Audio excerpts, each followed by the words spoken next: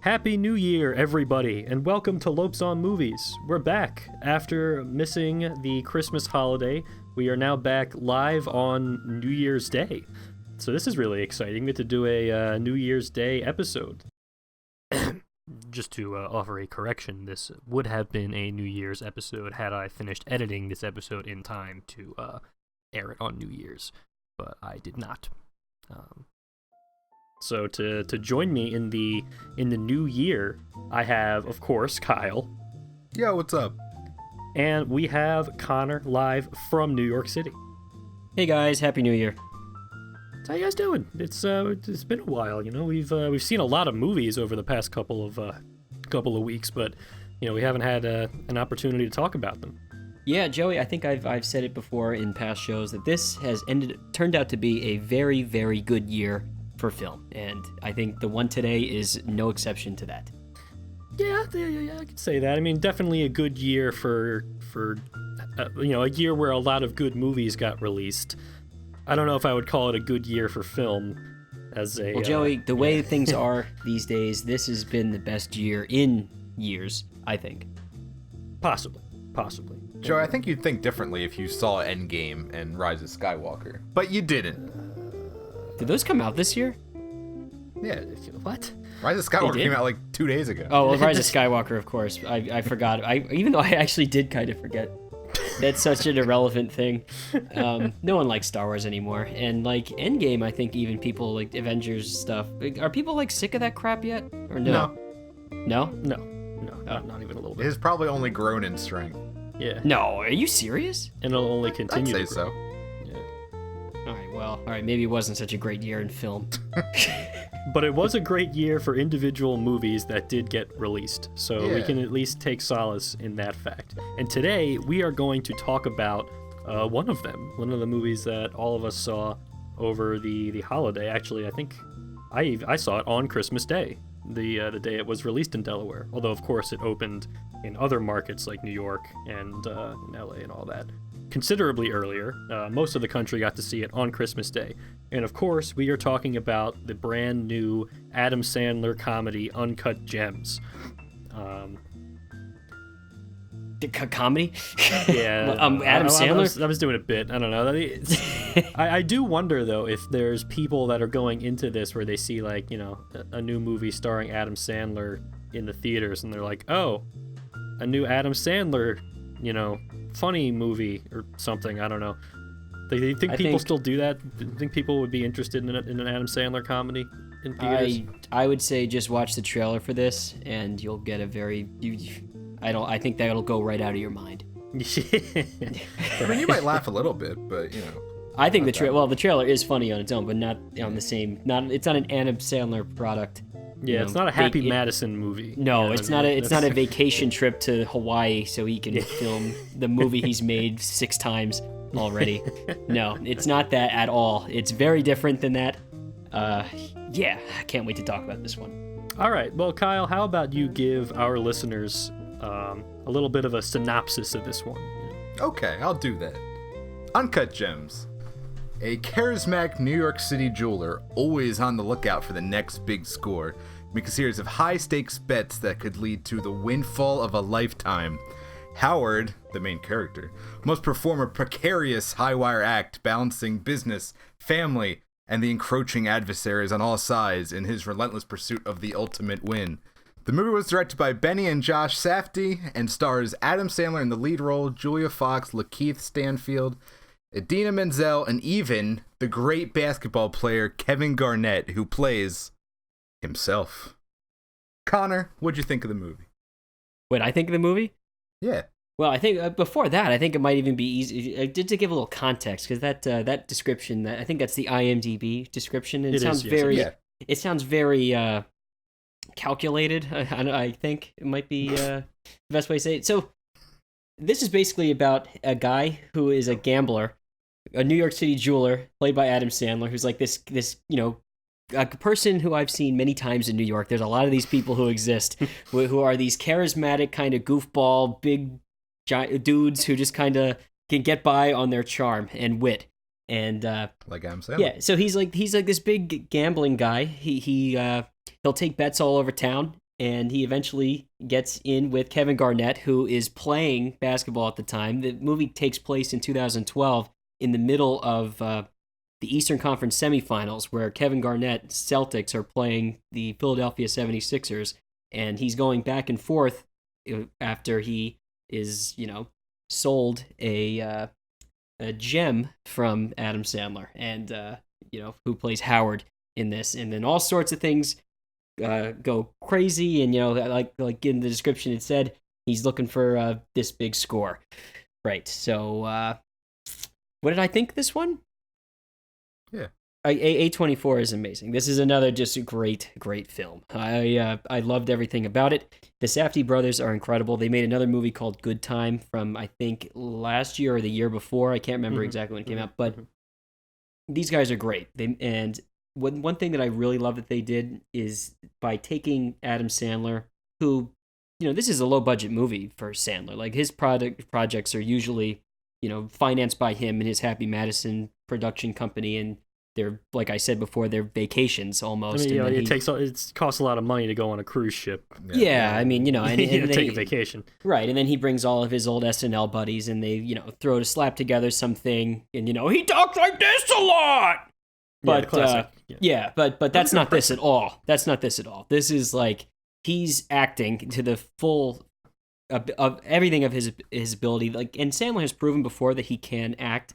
He's Punch Drunk Love, the Paul Thomas Anderson movie, is probably the best example of that. Spanglish also, if anyone's ever saw that one, he has acting ability, and this is probably the best thing that I've seen him in. You almost don't even recognize him. He plays like it's like a slimy kind of guy, but he's like charismatic, like I said. The other thing I love about the Safdie brothers is they're able to get these non-actors to just give these tremendous performances. Like Kevin Garnett is not an actor. He's a basketball player, and a basketball player who we all know very well if you've followed the NBA. And he's in it. He does well. Even like the top guy who I want to talk about a little bit, the guy who kind of created sports talk radio in New York and kind of eventually the whole country. Mike Francesa is in this in a bit part. It's a very New York movie, and someone like me who lives here, it's you can really get the feel of it. The movie takes place almost entirely in New York also. Joey, what did you think? I think you kind of summed it up pretty well. I think the important thing to understand if you're considering seeing Uncut Gems is that it's a movie that can be best described with the two words relentless anxiety. It's the best way I can describe it is that it kind of reminded me of like a drug addiction movie. And we've seen like millions of those kinds of drug addiction movies, right? Where it's like something like Trainspotting or Requiem for a Dream, or even like Robert Zemeckis' Flight, if you remember. That was like Denzel Washington played an alcohol addict in that movie. I remember that movie. Where basically, like, in those movies, it's always there's this tension between the main character and the potential that they relapse or that they, take another hit, and then it sends them spiraling downward. But the difference between something like this and those is that Howard Ratner, the main character that Adam Sandler plays, is a gambling addict, right? And the movie frames this in a completely different way from other kinds of addictions, where instead of you feeling like pity for him and his character just like sinking deeper and you kind of in like a tragic way, it just heightens the stakes so much to the point where you almost feel the same thing he feels when he places an insane bet and then places another bet on top of that and on top of that, which is contingent on the money that he borrowed from this really bad person and all that stuff. So it's just like it keeps piling on all of these things to make you feel more and more just absolutely anxious and nervous about everything that he's doing. And it just keeps going deeper and deeper and deeper. And every time that you think he finally might get out of this situation that he's got himself into, he does something else stupid, or something stupid happens that puts him way back into it, and it ends up getting worse and worse and worse. Like, I think the way I described it to a friend was like, the entire movie feels like you're a balloon that's getting inflated to like just a second before, if you inflate it just a tiny little bit more, it'll pop. And you're just like kind of riding that feeling for, after a certain point, it feels like you're riding that for like forever until the end, where obviously we're not going to spoil it, where it's just like, I don't even know how to describe the feeling of the ending. So I wouldn't recommend people see Uncut Gems if feeling deeply stressed out at the movies is something that they don't want. But it's kind of a fun kind of stress, because you enjoy everything that Howard does and all these bets that he's placing, because it's like Connor said, he has this charisma to him where he kind of alternates between seeming like a complete loser and seeming like a guy who has just like out of nowhere this insane confidence and swagger and like just like belief in himself, and that the insane things that he bets are going to pan out. So even though he's definitely not a good guy, and you definitely kind of alternate between thinking that he's just the worst and kind of being on his side, I feel like he's kind of endearing in a really weird way. Oh, yeah. I can't describe enough how many people like this I know. Like it's like, it's crazy. Like, especially, it's so New York. It's like, and it is all about that confidence too. Like, it's almost, I think even like Idina Menzel plays his wife in this one. And I think she even says at one point, like, you're like the most annoying person I've ever met. And he rides the line of like, where it's annoying to like being someone that's almost cool at the same time, and then just they're so confident that they're just able to like get themselves into almost any situation. Like he's talking to Kevin Garnett like he's just like an equal, you know, or like just like some like oh, Kevin, you're KG, you're gonna love this. I got this whole new thing, like, and then like Garnett's like into it, like, because the guy he's totally fearless. And that's one thing also that's kind of endearing about these kind of people that are like this. Like this, if someone who's not from New York might not believe that this is a real person that exists, but they really do. I kid you not. It's incredible. Kyle, what did you think of this one? We haven't really heard much. You just read that synopsis. I mean, I loved it. I thought it was really good. And you guys pretty much hit the nail on the head with everything. Speaking to the stress, I remember one time looking over at our, friend of the show, Mark, and he had his hat just over his head in just pure stress of what was going on. He couldn't believe the things this character was doing. I was like ripping my hair out. If I had a hat, I would have done the exact same thing. Because it's like, it's so frustrating, but it's so incredibly entertaining. And Joe, you're right. It's like, it's a unique kind of stress, or like whatever, where it's awful, but you enjoy it. It's I don't know. I really enjoyed this movie. I think it's just because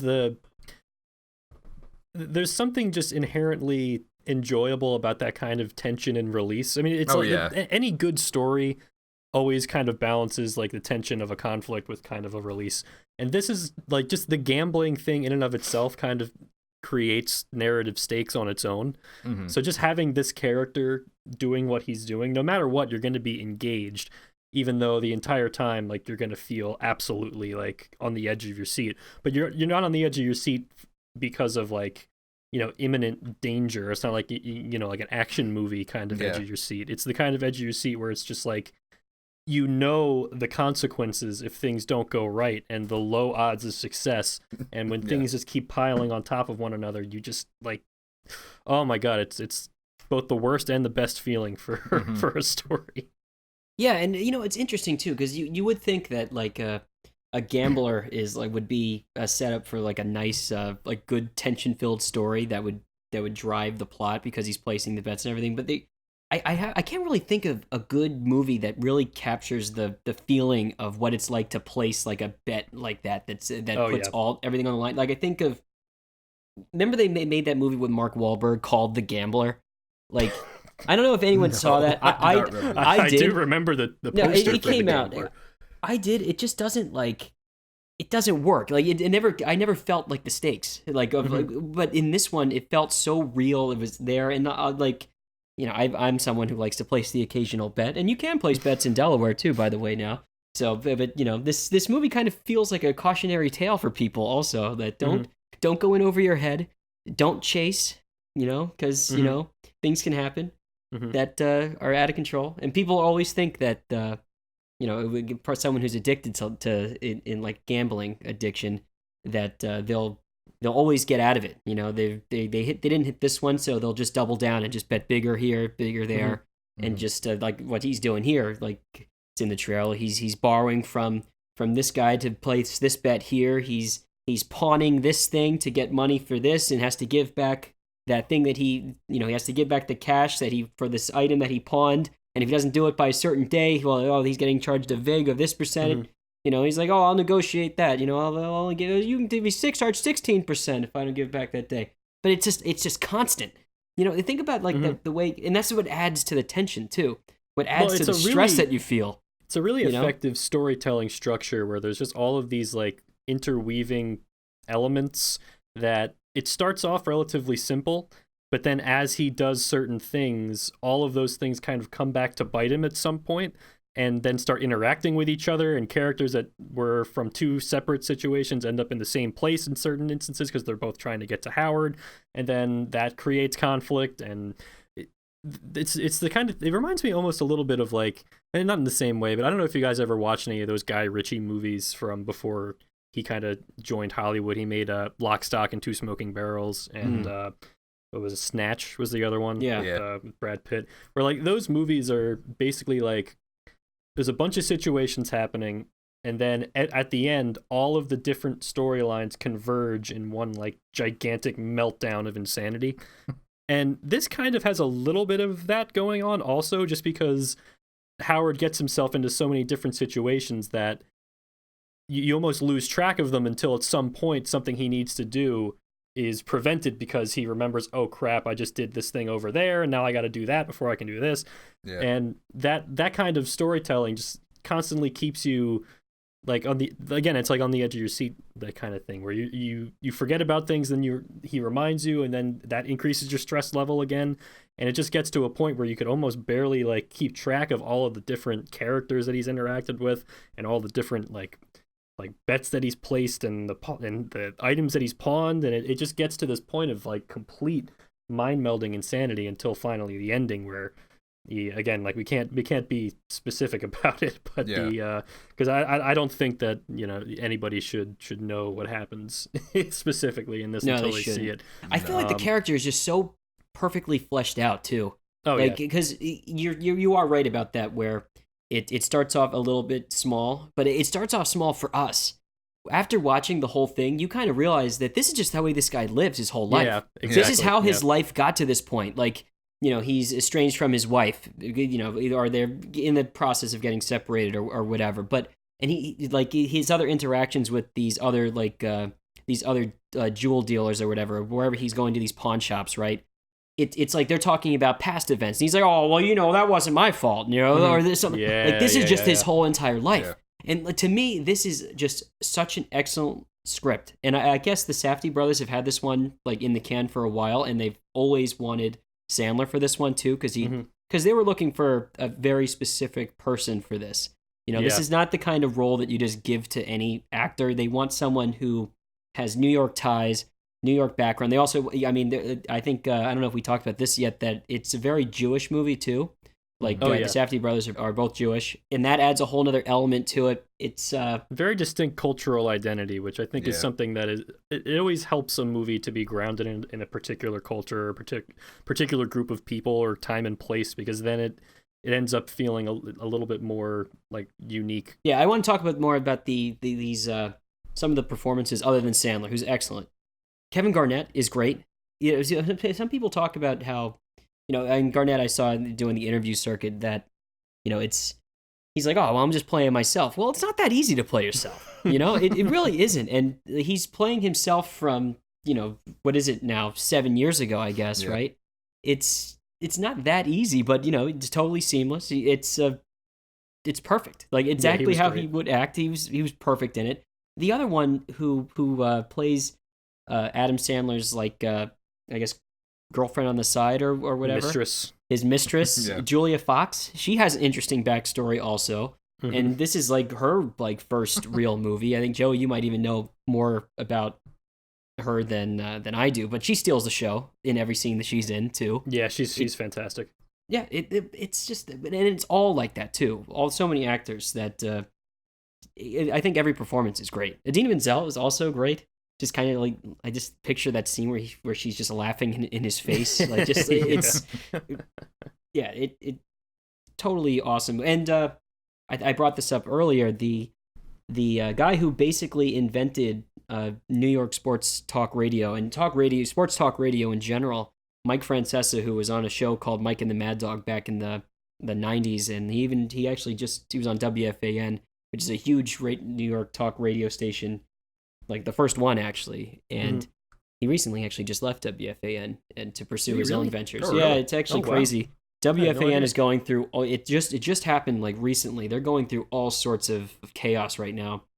That's trying to fill the void for him, because it was weird too, because he left and then came back and then he's left again, and now it's the station's in turmoil. But he is excellent, and I think even getting the Safdie brothers knowing New York so well, like getting Mike Francesa to be a part of this, and he plays like a bookie. Right? He plays a bookie, and he's great in it. And because I think what the Safdie brothers went to Francesa and they said, "Look, we have this part in this movie, and we have this voice of this character that we really want, and it's yours because we grew up with in the back of our dad's car, like all of us, like I did, like and listened to Mike and the Mad Dog and Mike Francesa on the radio, and they wanted that voice, that tone. Yeah, it just adds to like the feeling of New York in this one too. The authenticity is the thing. Like you watch Uncut Gems, you will absolutely get an authentic New York City culture experience.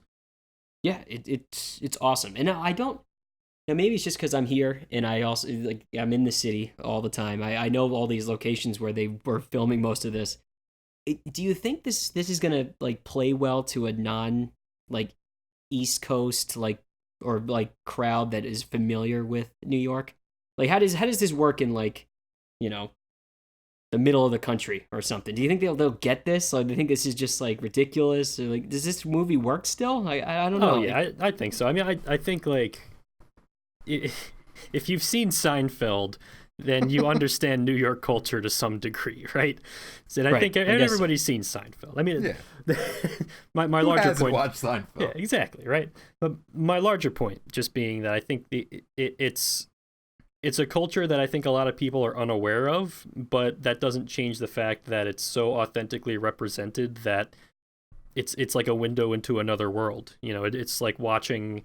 Like a foreign film, if you're not familiar with a foreign culture, you kind of just end up seeing a different perspective. And I would hope that people are willing to go with that perspective, even if it's something that they personally are unfamiliar with. And I mean, like, I wouldn't call myself a New York guy, but I think there was definitely a lot of things in this that reminded me of my times in New York. Obviously, both me and Connor were born in New York, so we have a lot of family connections over there. And so there's definitely a little bit more perspective that I would have, and definitely more that Connor would have since he lives up there. But I would hope that people could still dig it even if they're not from New York. But I think I did. Yeah, right. So I'm not too worried about that. I think the bigger thing is more that it's a very stressful and strange and not normal movie, which is kind of what A24 specializes in. And I thought this was kind of funny. So obviously, like if you look up the reviews for Uncut Gems or any like professional review, most of them have been very good. And I think we're here telling you that it's great. But if you look at like the audience ratings on Uncut Gems, I think it has like, if you know what Cinema Score is, it's kind of like a what did the audience think aggregate review thing. Uncut Gems has a C+. Which is not that great. And if you read the user reviews, you'll see people saying like, oh my God, I had to walk out of this. The movie was pointless. The main character was the worst, had no story, all that great stuff.